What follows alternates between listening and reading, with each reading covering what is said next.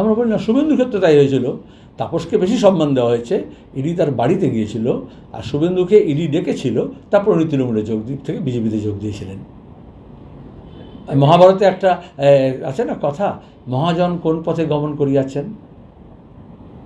বকরূপী ধর্ম জিজ্ঞাসা করেছিল সত্যবাদী যুধিষ্ঠিরকে, তখন উত্তর ছিল মহাজন যে পথে গমন করিয়াছেন সেটাই পথ।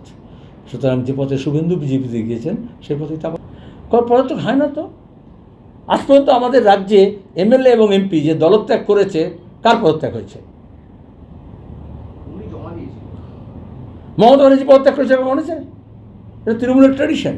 সোমনাথ চৌধুরী যখন স্পিকার ছিলেন, মমতা ব্যানার্জি ওই বাংলাদেশি ভোটার লিস্টে সব নাম ঢুকে গেছে বলে তারপর ব্যাপক হইচই করলেন, তারপর কান্নাকাটি করলেন, তোমাদের চ্যানেল দেখানো হলো, তারপর বাইরে এসে খাস খাস করে লিখে বললেন আমি পদত্যাগ করে দিয়েছি। তা সেই দিনে আমরা বলেছিলাম যে ওইভাবে পদত্যাগ হয় না। তারপর বেশ কয়েকদিন তিনি যাননি পার্লামেন্টে, এখন ভুলে গেছে অত ডেট। একটা নিয়ম আছে, টানা যদি 90 দিন না যায় তাহলে সাংসদ পদ খারিজ হয়। ঠিক 89তম দিনে তিনি চুপ করে গিয়ে সই করে দিয়েছিলেন অ্যাটেন্ডেন্সে।